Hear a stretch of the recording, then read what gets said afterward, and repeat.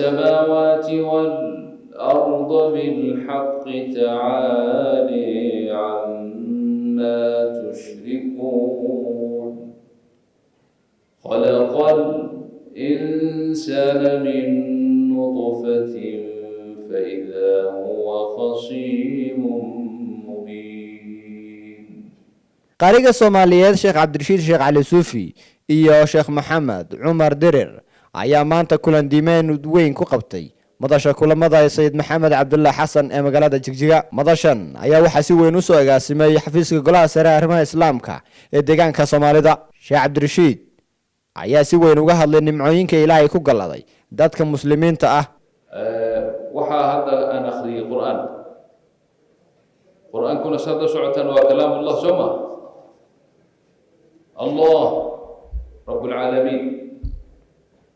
ba nala hadlay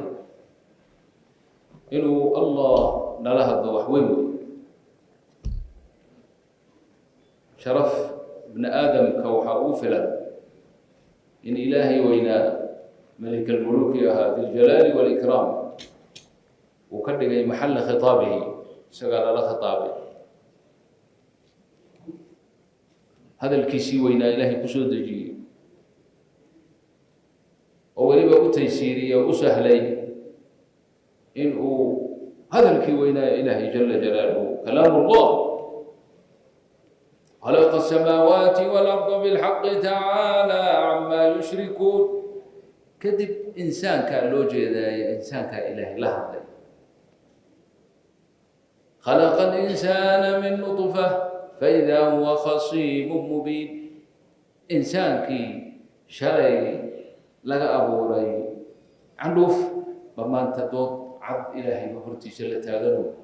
إلهي لدودي سبحانه جل جلاله من أنت أنا ربي قال عندوف نطفة من ماء مدر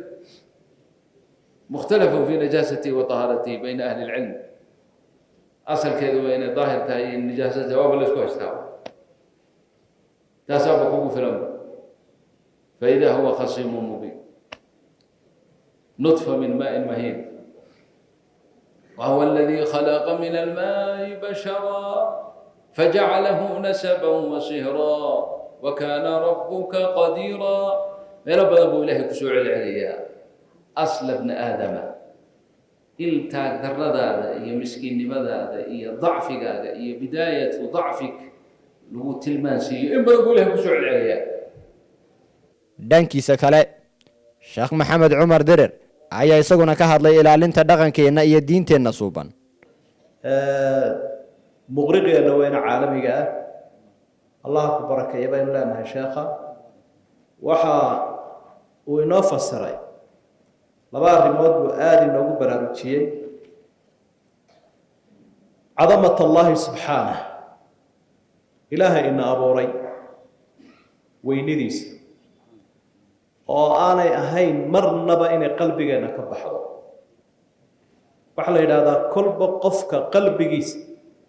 intuu ilaahay ku yahay ayaa la ka cabsigiisu noqdaa hadduu qofka ilaahay qalbigiisa ku weyn alla ka cabsigiisu aad u weyn turaalihiisuna aad u badan yahay naftiisu u turaya aakhiru u turanaya dadku u turaya u naxariis badan yahay u xishood badan yahay ruux baad ka koobantay jidhku waxa uu ku tamarinayaa cunnada iyo cabidda iyo hurdada iyo dawada waxyaabahaas ku nool taana waynu wada ogsoonahayo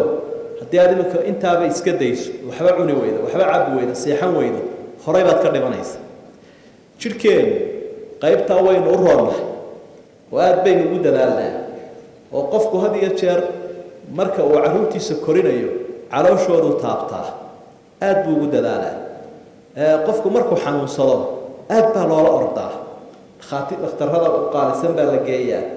haddii meel ka midihii ay halka waxba laga qaban karo waa jidhkiisa xanuunsanaysana